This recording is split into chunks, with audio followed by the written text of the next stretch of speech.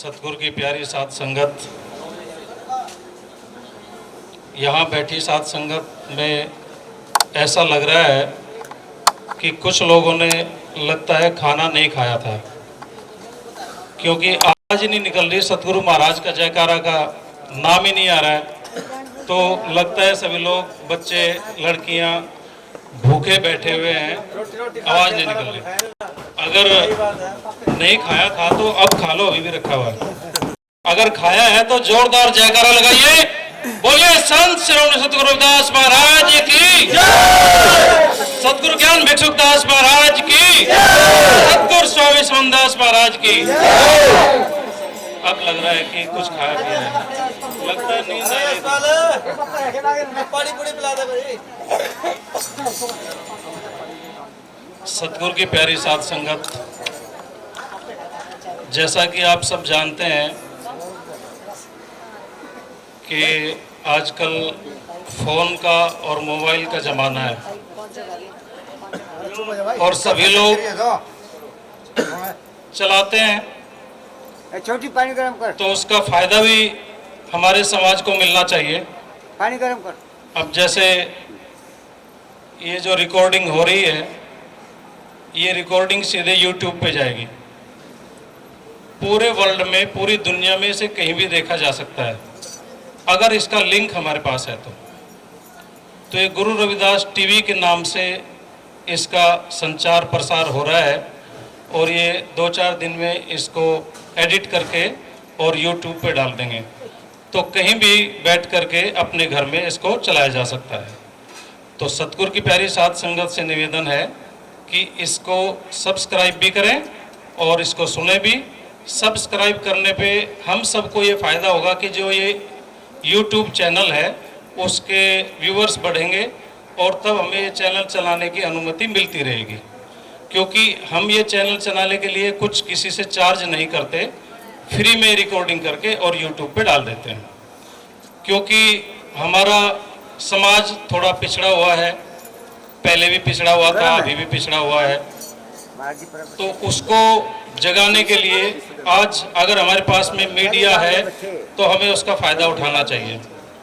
तो सभी लोगों से निवेदन है कि अपने अपने फ़ोन में निकाल के अभी गुरु रविदास टीवी अभी उसको सब्सक्राइब कर लेंगे, तो हमेशा जो भी कुछ उस पर वाणियाँ डाली जाएंगी वो सब आप कभी भी देख सकते हैं। महाराज की और हमारे जो ये YouTube पे डालने वाले हैं, ये अपना कुछ काम करते हैं, उसमें से समय निकाल करके सत्संग में आकर के और ये रिकॉर्डिंग करके फिर अपने समाज के लिए करते हैं सब काम। मतलब ये सब सामाजिक काम है, इसका वो कोई चार्ज वार्ज किसी से नहीं करते हैं। तो ये इनकी आस्था, हम तो गुरु महाराज से यही प्रार्थना करते हैं कि इनकी आस्था बनी रहे इसी तरीके से और ये हमारे समाज का भला करते रहे, प्रचार प्रसार गुरु महाराज का करते रहे और गुरु महाराज इनको अपना आशीर्वाद दें, यही प्रार्थना है। सतनाम। दूसरी बात, जैसा कि आप सब जानते हैं कि आज श्री जोगिंदर सिंह जी की 13वीं के रूप में हम आज का आयोजन कर रहे हैं। जोगिंदर सिंह जी ने बचपन से ही बड़ी मेहनत के साथ अपना जीवन शुरू किया, क्योंकि इनके माता पिता, जब से मैंने देखा है बचपन से ही वो भट्टे पे जा कर के काम करते थे। तो भट्टे पे आप सब लोग जानते ही हैं कि कितनी मेहनत से काम करना होता है। सुबह 3-4 बजे उठ कर के सर्दी में जा कर के मिट्टी में ईंट निकालना और फिर गर्मी में उसको तपाना, और बरसात में तो खैर नहीं होता काम ये, लेकिन इतनी मेहनत का काम है। उन्होंने ऐसा करके जोगिंदर सिंह जी को 12वीं का क्लास तक पास करवाया, पढ़ाया। खुद भट्टे पे जाते थे और इनको गांव में रख करके और इनको पढ़ाया लिखाया। इन्होंने भी पूरी मेहनत के साथ में बहुत अच्छे तरीके से पढ़े लिखे, और उस जमाने में ITI बहुत ही कम लोग जानते थे, और इन्होंने फीटर का कोर्स किया जो कि 2 साल का होता था, और फीटर के बाद में एंट्रेंसशिप की 1 साल की, तो कुल मिला के 3 साल इन्होंने कोर्स किया। बड़ी मेहनत और लगन के साथ किया। उसके बाद में इनकी नौकरी दिल्ली में प्रगति मैदान के पास अप्पू घर है, वहाँ पर इनकी नौकरी लग गई। उसी फीटर का जो कोर्स किया था और वहाँ पर जाकर के इन्होंने कुछ साल नौकरी की और नौकरी करने के बाद में शायद ऐसा समय आया कि इनको कहीं और से ऑफर आया था नौकरी का। इनसे थोड़ी सी जल्दबाजी हो गई कि वहाँ का अपॉइंटमेंट लेटर नहीं आया और इन्होंने यहाँ पर रिजाइन कर दिया। तो उसी के चक्कर में ये नौकरी से हाथ धो बैठे और फिर इन्होंने गांव में जाकर के मेहनत मजदूरी करनी शुरू कर दी। उसी दौरान एक बहुत बड़ा वाकया इनके जीवन में हुआ। जब इनके माँ बाप भट्टे पे थे तो इनके पिताजी की आँख में कुछ दिक्कत आ गई थी, तो उसका ऑपरेशन कराया। तो मैं उस वक्त गांव में ही था और ये दोनों भी वहीं भट्टे पे थे। जोगिंदर सिंह इनकी पत्नी ये भी वहीं पर थे। तो गुरु महाराज में इनकी ऐसी आस्था थी और गुरु महाराज ने इनको ऐसा अपना आशीर्वाद दिया हुआ था कि जब उनकी आंख के बनने की बारी आई तो कहा गया कि भाई शायद एक आंख इनकी ठीक से काम नहीं करेगी। तो ये जो दोनों हस्बैंड वाइफ थे, इन दोनों ने कहा कि हम एक नहीं, जोगिंदर सिंह जी ने कहा कि एक आंख मैं अपनी दूंगा अपने पिताजी को, और इनकी पत्नी ने भी कहा कि एक आंख मैं अपनी दूंगी अपने ससुर साहब को। हम इनको कुछ नहीं होने देंगे, चाहे कुछ भी हो जाए। तो बोलिए सतगुरु रविदास महाराज की, सतगुरु स्वामी समनदास महाराज की। ऐसे ये लोग उनके शिष्य हैं और इन्होंने अपने बच्चों को यहाँ तक लेकर के आए हैं। और इनके छोटे भाई श्री रविंदर सिंह जी, जो कि आज तक गांव में रह कर के ही अपने परिवार का भरण पोषण बड़ी मेहनत के साथ में कर रहे हैं। इनके पिताजी जो कि साथ जी ही रहे, आखिरी तक बहुत अच्छी वाणियाँ कहते थे। इतना अच्छा ज्ञान था उनको कि मैंने अपने जीवन में इतना अच्छा ज्ञान, इतना सिद्धांतवादी इंसान नहीं देखा। तो उसी परंपरा को ये आगे बढ़ाते हुए इनके पोते मिंटू और इनके बच्चे, ये सब ने अगर आज यहाँ सत्संग कराया है तो ये जो इनकी मेहनत है पूरी ज़िंदगी की, उसका फल है कि आज इनको जब इनकी देह अवसान हुआ, देह पूरी हुई, तो कहते हैं कि अभी मुझे पता चला कि 6:30 बजे सुबह के इन्होंने देह का त्याग किया, जो कि एक बहुत अच्छा शुभ मुहूर्त माना जाता है। ऐसे समय में महाराज के चरणों में ही वास मिलता है। और हम भी गुरु रविदास जी महाराज से, गुरु समनदास जी महाराज से यही अरदास करते हैं कि इनको गुरु महाराज के चरणों में वास मिले और सदगति को प्राप्त हो। बाकी रहे इनके बच्चे, वो बच्चे भी इसी लाइन पे चलते रहें और अपनी मेहनत से काम कर रहे हैं। हमें दिख भी रहा है, इन्होंने घर बार भी अपना अच्छा बना लिया, ठीक किया। सब गुरु महाराज का आशीर्वाद है। इसी रास्ते पे चलते रहें और दिन दुनी रात चौगुनी तरक्की करते रहें। तो अपनी वाणी को मैं इनके बारे में यही विराम दूंगा।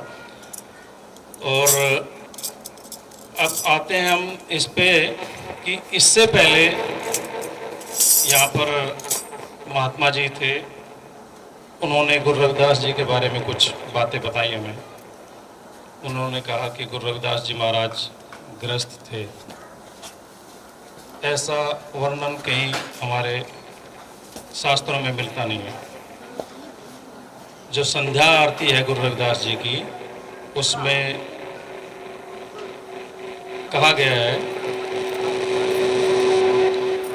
कि ओंकार कुदरत निरंकारी, सब में खेले आप खिराली, ना सरभंगी न ब्रह्मचारी, नहीं पुरुष न सुखिया नारी, न ज्ञानी न ध्यानी भाई, नहीं चतुर न मूर्ख काहे, नहीं बालक न वृद्ध कहावे, रूप न देख दृष्टि न आवे, नहीं वह जंगम नहीं वह योगी, आपे आप रसना रस भोगी, सर्वव्यापी है सबसे न्यारा, ऐसी लीला अपरंपारा, ज्योति स्वरूप आप गिरधारी, दास रविदास कहे ब्रह्मचारी। खुद गुरु रविदास जी महाराज अपने आप को ब्रह्मचारी कह रहे हैं। ये एक पद है, बाकी और बहुत जगह ये सब बताया गया है। जो गुरु समनदास जी ने गुरु रविदास चालीसा लिखा है, हम सबको बताया है, उसमें भी यही वर्णन है कि ब्याह से रूठ गए रविदासा, मुझको है सतगुरु की आशा। उसमें भी यही बताया गया है कि उन्होंने ब्याह की जब उनके माता पिता ने बात की तो वो रूठ गए थे और उनसे बातचीत नहीं की, और जब तक नहीं माने, जब तक उन्होंने ये नहीं कहा कि ठीक है हम ब्याह शादी की बात नहीं करेंगे। तो हमारे शास्त्रों में या किसी वाणी में कहीं इस तरीके से मिलता नहीं है कि वो गृहस्थ थे। उन्होंने अपने मुख से, अपनी वाणियों में, उनके जो शिष्य हैं उन्होंने भी सबने यही कहा है कि गुरु रविदास जी ब्रह्मचारी थे। और ऐसे संत अपने बारे में तो कम से कम झूठ नहीं बोलेंगे। तो हम सबको भी इसी सार पे चलना चाहिए और उनके बारे में दो मत, दो राय, भ्रम नहीं पैदा करना चाहिए। मेरा ये सभी संतों से, सभी संगत से निवेदन है। क्योंकि अगर हम सब गुरु रविदास जी के बारे में भी एक मत नहीं हो सकते तो फिर हम क्या करेंगे इस समाज का? कैसे हम इस समाज को संभालेंगे? गुरु समनदास जी महाराज ने जो करोड़ों लोगों को इकट्ठा किया है, क्या वो इकट्ठा हो पाएंगे? बिल्कुल नहीं। एक साथ रह पाएंगे? सवाल ही पैदा नहीं होता। हम अगर शिष्य हैं, हम अगर साध हैं, तो हम सबको एक मत होकर के ही चलना चाहिए। जिन लोगों को इसमें भ्रम है, भ्रांति है या नहीं पता है, वो जिन लोगों को पता है उनसे इसका निष्कर्ष निकालें, सार निकाल के, तभी हमें ये सब बातें कहीं माइक पे बोलनी चाहिए। नहीं तो उससे पहले हम आपस में डिस्कस करें एक दूसरे के साथ। तो आइए अब हम सत्संग को आगे बढ़ाते हुए, मुझे भी मौका मिला है तो वाणी को बोलते हैं। और ऐसा विचार करते हैं क्षण में करना है इसको। नहीं, ये सब चीजें माइक पे तो ये अपने पैर काटने पर राजी हो गए बहुत खुश हो। तो थोड़ा सा लड़ाया तो उसका कुछ की विमान ऐसा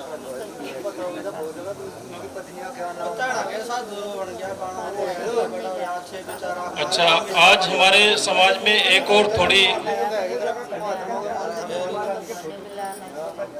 मूर्ति पूजा करना था, जिसके करना कहता सब कहता, इसके गुरु करे। मूर्ति पूजा तो गुरु रविदास जी महाराज ने भी नहीं बताई, इसमें भी कोई डाउट नहीं है, कोई शक नहीं है। लेकिन हमें, जैसे आज हमारे बीच में तो ये एक राजा की तरह है, तो जब हम राजा के दरबार में जाएंगे, हम कहते हैं ना दरबार लगा है, सतगुरु का दरबार तो बोलते हैं ना, तो जब दरबार लगा है तो दरबार में कोई राजा भी तो होगा, वहाँ का कोई अध्यक्ष भी तो होगा, उस गद्दी पे विराजमान होगा, तो उसको हम नमन करेंगे जब ये तो आकर के बैठेंगे।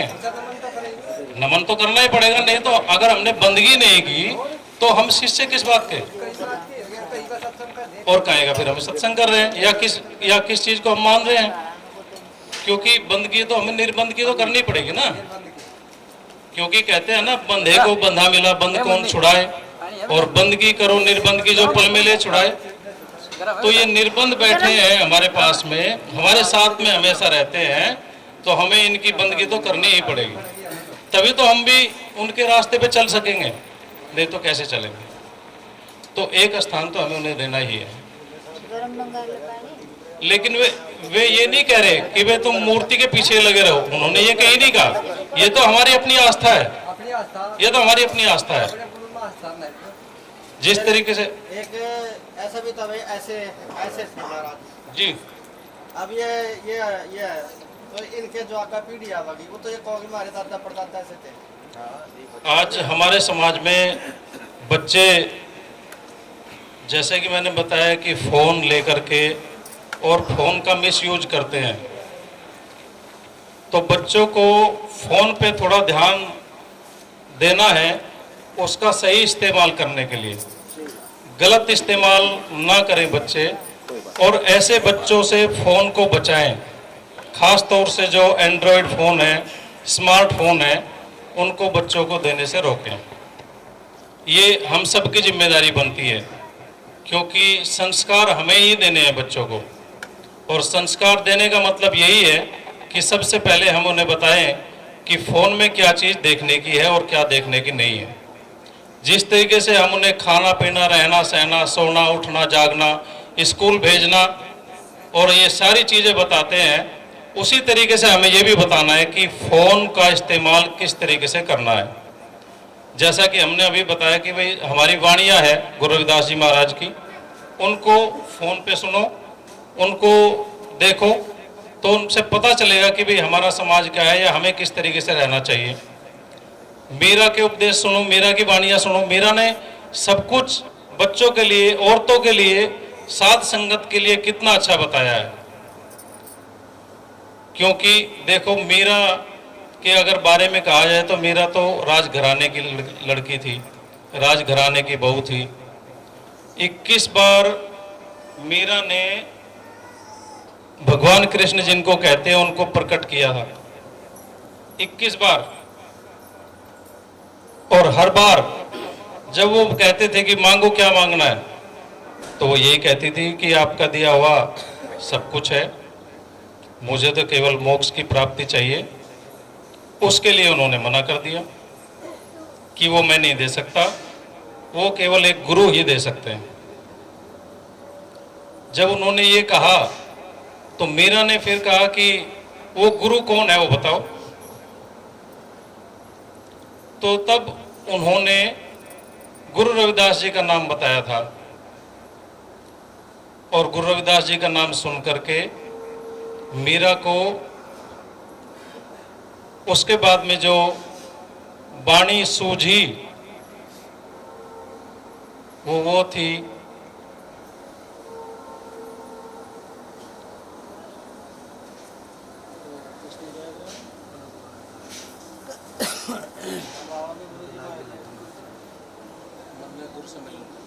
हे मन्ने गुरु से मिलन का घना चाह, उम्मीदी मारे लाग रही। उस वक्त गुरु का नाम सुनते ही ये वाणी उनको सूझी और इसका उन्होंने वर्णन कर दिया पूरा, और इसी को गली गली गाती घूमती रही।